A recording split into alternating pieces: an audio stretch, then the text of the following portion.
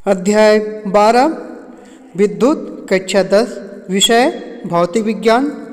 यह वीडियो का पहला भाग है और मैं विकास कुमार रंजन और आज हम पढ़ने जा रहे हैं एनसीईआरटी की किताब अध्याय 12 विद्युत या कक्षा 10 की है।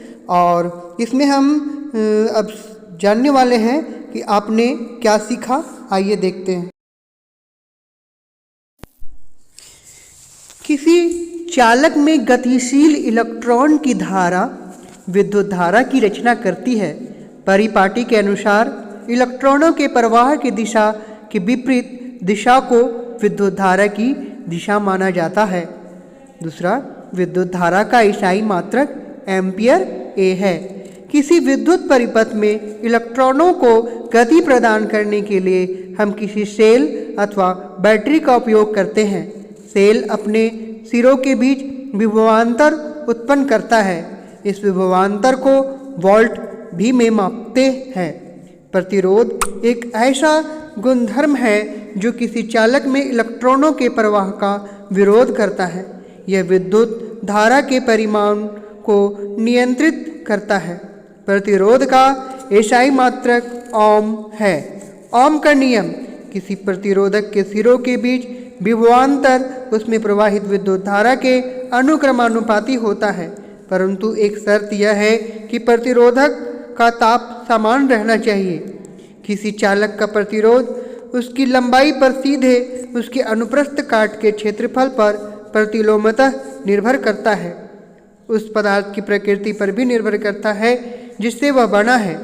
श्रेणी क्रम में संयोजित बहुत से प्रतिरोधकों का तुल्य प्रतिरोध उनके व्यष्टिगत प्रतिरोधों के योग के बराबर होता है।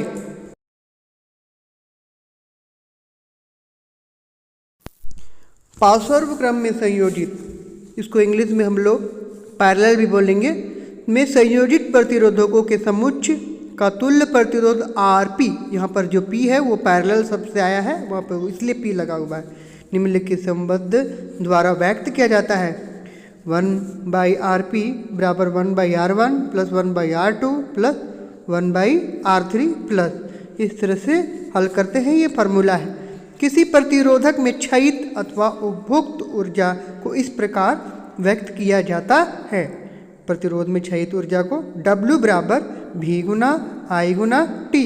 विद्युत शक्ति का मात्रक वाट है। जब 1 एम्पियर विद्युत धारा 1 वोल्ट विभवांतर पर प्रवाहित होती है तो परिपथ में उपभोग शक्ति 1 वाट होती है। विद्युत ऊर्जा का व्यापारिक मात्रक किलोवाट घंटा kWh है। 1 किलोवाट घंटा बराबर 3.6 गुना 10⁻6 जूल होता है। अब आइए हम अभ्यास को देखेंगे।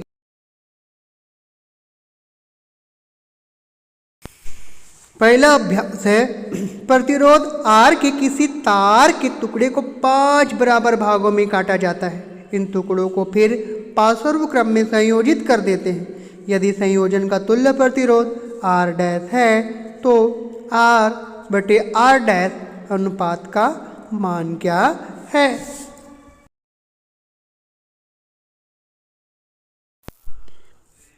अभ्यास 1 हल। माना कि हमारे पास एक तार है। मैंने इंच से देखिए, ध्यान से देखिए, यहाँ पर मैंने इंच रख दिया है और उससे 5 सेंटीमीटर का खींचा है। 1 2 3 4 5। इनका संयोजन पार्श्व क्रम में करना है तो सारे को अलग अलग करके इस तरह से जोड़ेंगे। अब प्रत्येक को 5 बराबर भागों में बांटना है। तो प्रत्येक को 5 से डिवाइड करेंगे तो R/5 इस तरह से 5 बार लिखेंगे। प्रतिरोधक का संयोजन पार्श्व क्रम सूत्र से करना है। तो पार्श्व क्रम से हम लोग सीख चुके हैं कि 1/R होता है।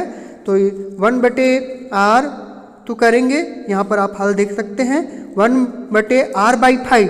तो ये 5 ऊपर चला जाएगा। इसी तरह प्रोसेस आगे जाएगा और 1/R डैश बराबर हो जाएगा 25/R। मतलब हमारे पास R डैश बराबर हुआ R/25। लेकिन प्रश्न से कह रहा है कि R/R डैश निकालना है। तो R डैश बराबर हमारा है R डैश बराबर है R/25, लेकिन R बराबर क्या होगा? तो 25 डैश R। अब ये जो अनुपात जो निकालने के लिए बोला है, हम r बटा r डैश निकालेंगे। तो r बराबर हमारा है 25 डैश r। अब यहाँ और नीचे r डैश, तो r डैश कट जाएगा तो 25। तो हमारा ऑप्शन में जो है डी वाला ऑप्शन वो 25 वो हमारा आंसर हो जाएगा। प्रश्न संख्या 2, निम्नलिखित में कौन सा पद विद्युत परिपथ में विद्युत शक्ति को निरूपित नहीं करता? ये बहुत ही बड़ा प्रश्न है और बहुत विस्तार पूर्वक से मैं बता दूंगा। ए बराबर आई स्क्वायर आर, बी बराबर आई आर स्क्वायर, सी बराबर वी आई और डी बराबर वी स्क्वायर आर। मतलब यहाँ विद्युत शक्ति का सारा फार्मूला दिया हुआ है और इसमें कोई ऐसा हमें ढूंढना है जो फार्मूला विद्युत शक्ति का नहीं है। तो सबसे पहले हम लोग विद्युत शक्ति का फार्मूला को जानते हैं और इस प्रश्न को ध्यान से देख लीजिए और मैं बोर्ड पर सीधे ले जा रहा हूँ आपको। ये प्रश्न संख्या 2 है और यहाँ A B C D option मैंने लिख रखा है। और ये तो सबसे पहले यहाँ पर जितने भी हैं वो विद्युत शक्ति का फार्मूला दिया हुआ है, हमको ढूंढना है कि उसमें कौन विद्युत शक्ति का फार्मूला नहीं है। तो विद्युत शक्ति बराबर जो फार्मूला होता है P बराबर W बाई टी, और हम लोग जानते हैं कि W बराबर होता है V गुना Q, और तब हम W का जो वैल्यू है P में बैठा देंगे, P बराबर W की जगह पर हो जाएगा VQ बाई टी। अब यहाँ पर हम ऑप्शन में देख रहे हैं तो ऐसा कहीं पर भी नहीं है। चलिए हम लोग आगे बढ़ते हैं। अब यहाँ पर हम लोग ढूंढेंगे कि एक चीज़ हमें पता है कि I बराबर होता है Q बाई टी। अब Q बराबर क्या हो जाएगा? I by T. अब हम ऊपर वाले फार्मूला P बराबर V by Q by T में हम वहाँ पे Q का वैल्यू बैठाएंगे। तो P बराबर V और Q का फार्मूला पे हो जाएगा I Guna T by T. जब यहाँ पर टी कट जाएगा हो तो हमारा ऑप्शन हो जाएगा P बराबर V गुना I। अब हम यहाँ ऑप्शन ऊपर में देखेंगे तो ये ऑप्शन सी में है। चलिए एक हम ढूंढ लिए कि ये मिल गया। उसके बाद फिर हम आगे आते हैं एक और हम लोग को पता है कि R बराबर क्या होता है? V by I. अब जो V है, V में चूंकि P बराबर V गुना I आया है और यहाँ V का वैल्यू हम बैठा देंगे R गुना I, तो ये हो जाएगा P बराबर I स्क्वायर, यहाँ डबल I हो गया तो I स्क्वायर बाई R हो जाएगा। अब ये ऑप्शन ढूंढेंगे तो ऊपर A वाले में है। उसके बाद आगे बढ़ते हैं, अब I स्क्वायर R में हम लोग फिर R का वैल्यू बैठाएंगे, R बराबर V बटा I, तो I बराबर क्या हो जाएगा? V बटा R। अब हम यहाँ पर I का वैल्यू बैठा देंगे V बटे R का स्क्वायर गुना R। अब यहाँ R कट जाएगा तो हमारा मिलेगा V स्क्वायर बाई R, तो V स्क्वायर बाई R ये D वाले में भी है। तो हमारा C D और ये दोनों सूत्र है विद्युत शक्ति का, लेकिन A और B वाले में देखिए I square by R, I square Guna R और IR स्क्वायर।